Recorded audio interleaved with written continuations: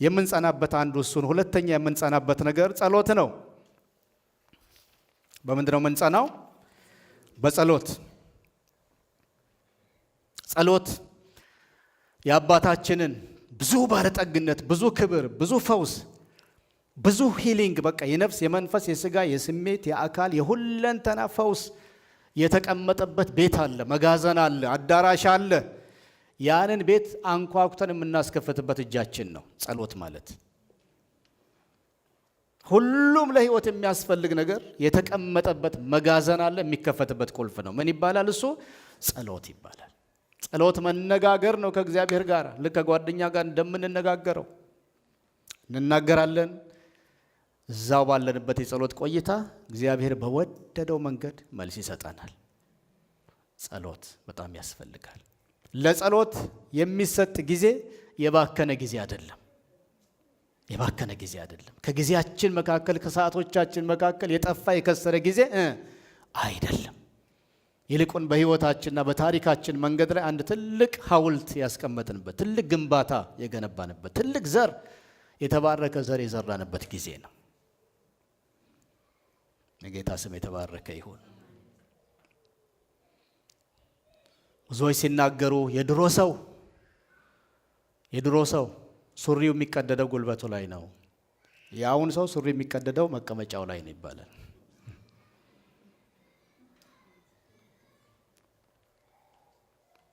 አይንበረከክም ሰው። አሁን ከትልቅ አክብሮት ጋር አምናለሁ እንደምታረጉ በእሁድ ቀን በማንኛውም የፕሮግራም የአገልግሎት ቀን ወደ ቤተ ክርስቲያን ስትመጡ የመጀመሪያ ስራችሁ መንበርከክ ይሁን። እዚህ ወጥቶ እንንበርከክ ሰው ማስታወቂያ አያስፈልጋችሁ። እንኳን መንበርከክ ድሮ ልክ መተን ስንቀመጥ ምን እናደርጋለን? አሁን የሚገርመው ታይቶ ያልተጨረሰ ፌስቡክ ሙጥጥ ተደርጎ የሚታየው ጸሎት ቤት ፕሮግራም እስኪጀምር፣ አንዳንዱማ በስብከትም መሃል በትምህርቱም መሃል መልእክት ልውውጥ፣ የቴክስት ልውውጥ፣ አንዳንዱ ከወንበሩ ላይ ዝቅ ብሎ ሄሎ አገልግሎት እየተሰጠ ምንም ማለቂያ መቆሚያ የሌለው ባርነት ውስጥ እኮ ነው ያለን ወገኖች። ተመልሼ እንደገና እዛ ውስጥ ገባሁ። ድሮ ጸሎት ቤት ስንቀመጥ የመጀመሪያ ስራ ሄሎ ምን ማድረግ ነው? መጸለይ። አሁን እንጸልይ የሚል ማስታወቂያ ተነግሮም እንኳን ሰው አይጸልይም። ይከብዳል በጣም። አንዳንድ ሰው ቁጭ ብሎ ግን እንደዚህ ይላል። በጣም ይከብዳል። ያውም የእግዚአብሔር ቤት በተባለበት የአምልኮ ቦታ በተባለ ጸሎት ቤት ተብሎ በሚጠራ ቦታ አንዳንድ ሰው አይጸልይም። የሚጸልዩትን ሊሰልል የመጣ ይመስላል። ያስፈራል። በጣም ያስፈራል። እንንበርከክ ተብሎ መንበርከክ እየቻለ የተሟላ ጤና እያለው የማይንበረከክ ሰው ብዙ ነው። አረ ጉልበት ሁሉ ለሱ ይንበረከካል ተብሎ ተጽፏል።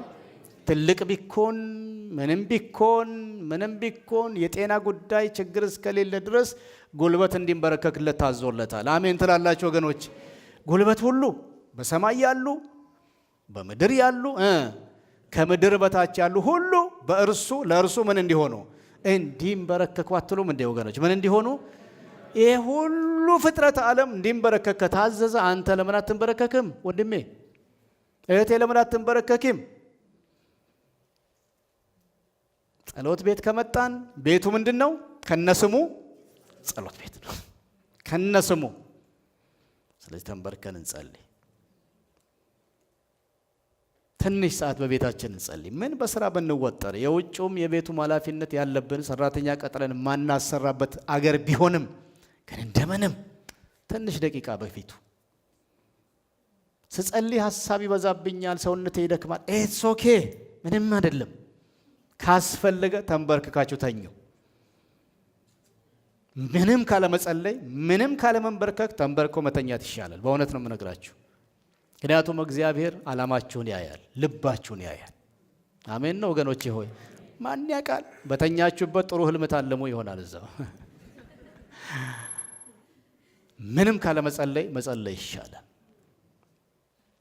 በጸሎት ጽኑ። በጸሎት የማይለወጥ ይለወጣል። ያልተሸነፈ ይሸነፋል። ያልሄደ ችግር ይሄዳል። በውይይት በምክክር በንግግር ያልተፈወሰ ያልተመለሰ ነገር በጸሎት ይመለሳል። በጸሎት ይላሉ የሚጠቅሱ ሰዎች የማይቻል ይቻላል ሲሉ አላያችሁ ወይ? ግድግዳ ላይ የሆነ ቦታ የማይቻል በጸሎት ይቻላል። ስለዚህ እንጸልይ። አሜን ወገኖቼ ሆይ በጸሎት እንጽና።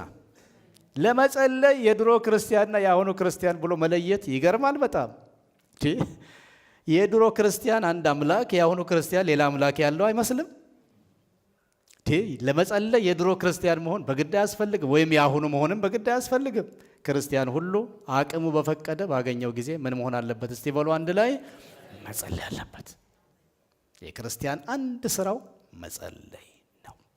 ጸሎት ማቆም በገዛ እጅ አፍና አፍንጫን አፍኖ አየር መከልከል ማለት ነው። እሱ ደግሞ ምን ለመሆን ካልሆነ በስተቀር ሌላ ዓላማ የለውም።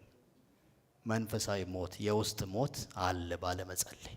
ወንድሞችና እህቶቼ ለመጸለይ በጣም ትንሽ መስዋዕትነት መክፈል ነው።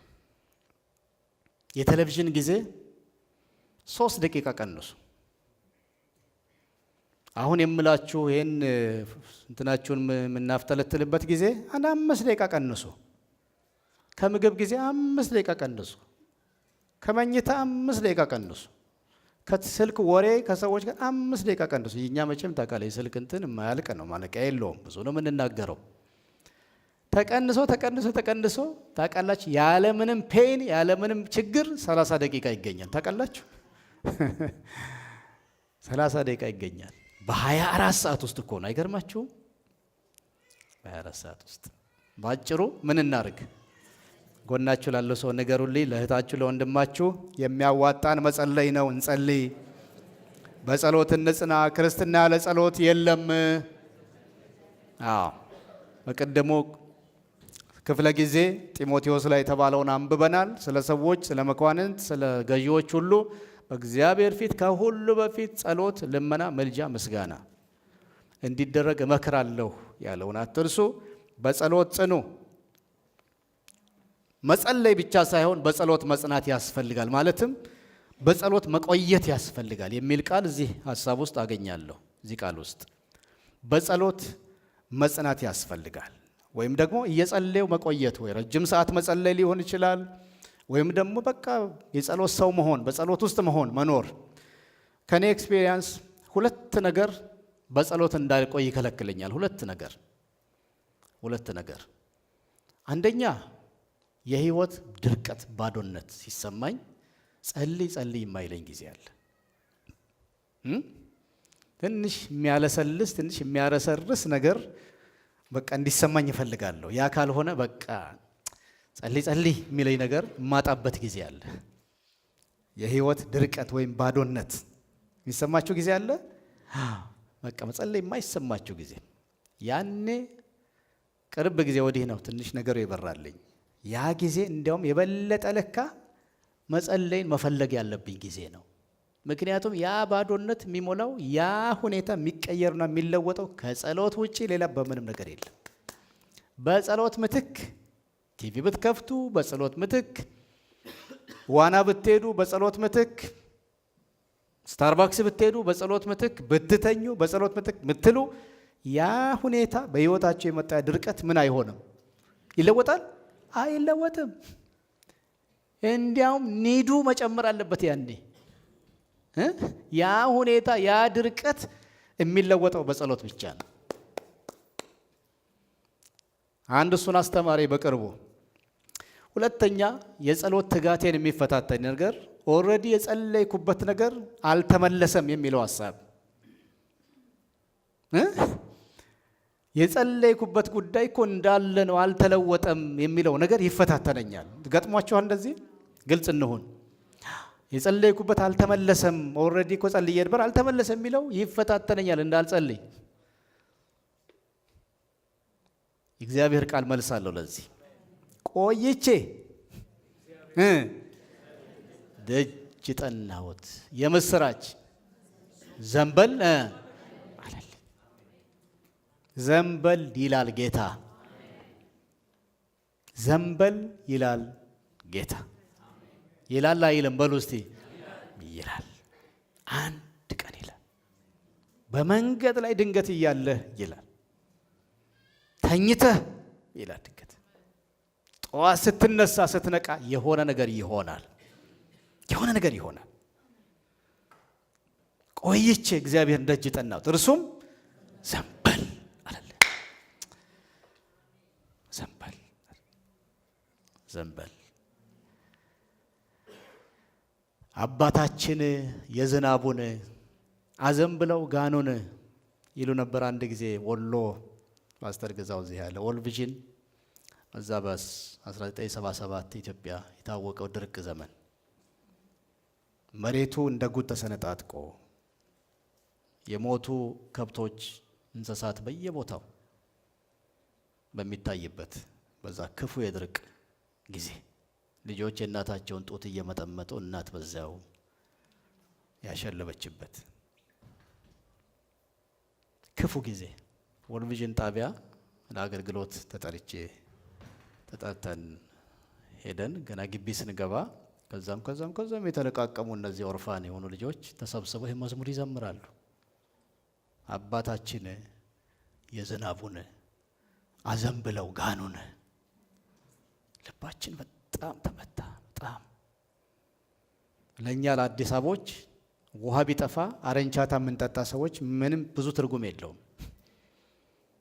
የውሃ ችግር የለብንም። በመሰረቱ ቢኖርም መለወጫ ብዙ አለው።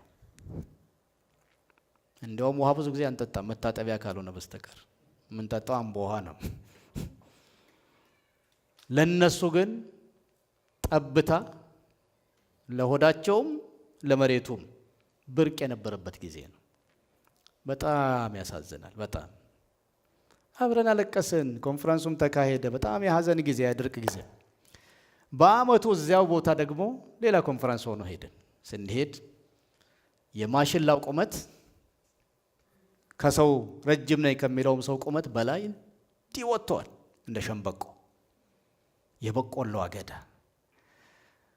በዛኛው ቀን ጊዜና በዚህኛው ጊዜ መካከል የሆነው ምንድነው ብትሉ እግዚአብሔር ዘንበል እግዚአብሔር ዘንበል ሲል ሰማይ ዘንበል ይላል። አረ ክብር ለእግዚአብሔር ይሁን፣ አሜን። እግዚአብሔር ዘንበል ሲል ክፉ አሰሪ ካለ ዘንበል ይላል። እግዚአብሔር ዘንበል ሲል ክፉ ጎረቤት ካለ ዘንበል ይላል። እግዚአብሔር ዘንበል ሲል ክፉ የትዳር ጓደኛ፣ የማይታዘዝ አመፀኛ ልጅ ብቻ ዘንበል ለማይል ምንም ነገር የለም። ምክንያቱም ፍጥረተ ዓለሙ በሙሉ ተደግፎ ያለው በእግዚአብሔር ላይ ስለሆነ እሱ ዘንበል ካለ ብቻውን የሚቆም ማንም ስለሌለ እግዚአብሔር ለአንተ ዘንበል ይበልልህ። አሜን ወገኖች፣ እግዚአብሔር ዘንበል ይበልልሽ። አሜን ሃሌሉያ። ሳጥንህ ደርቆ ከሆነ፣ አካውንትህ ባዶ ሆኖ ከሆነ፣ ህይወትህም ደርቆ ከሆነ እግዚአብሔር ዘንበል ይበልልህ። እንዴት ነው እግዚአብሔር ዘንበል የሚለው? ቆይታ እግዚአብሔርን ዘንበል ያደርገዋል። ዘንበል ያደርገዋል። ያቺ ሴት በከተማው ያለ አመፀኛ ሰው የማይፈራ እግዚአብሔርን የማያፍር ከንቲባ፣ የከተማው አዛዥ በመመላለስ በቆይታ በትዕግስት ብዛት ምንድን ያደረገችው? ዘንበል ያደረገችው። ይህቺ ሴት እኔ ምንም እግዚአብሔርን ባልፈራ ምንም ሰውን ባላፍር አለ። አይገርማችሁም? አንዳንድ ጊዜ ሰዎች ክፉ ናቸው፣ ግን ህሊና የሚባለው እስከ አለሞተ ድረስ እኮ ትንሽ ያስባሉ። ክፉ ሰዎች መሆናቸውን ያውቃሉ። እኔ ምን አይነት ክፉ ሰው ነኝ አለ። እግዚአብሔርን አልፈራም፣ ሰውን አላፍርም። ቢሆንም ግን ሴትዮ ጭቅጭቋ አሰለቸኝ። ስወጣ በራፍ ላይ ስገባ በራፍ ላይ እንደው አሁን ልፈርድላት ራርቼ ወድጄ ሳይሆን ከዚህ ጭቅጨቃ ከዚህ እንቅፋት ለመዳን እቺ ሴትዮ ከተገበ ዞር ለማድረግ ምን ላርግላት አለ? ልፍረድላት። ጌታ ምን አለ ከዛ በኋላ? ይሄ አመፀኛው ዳኛ ያለውን ስሟል። እንዲህ አይነት ክፉ ሆኖ እንኳን ከመቆየትና ከትዕግስት ብዛት መለወጥ ከቻለ ሩህሩህ አባታችሁማ አለ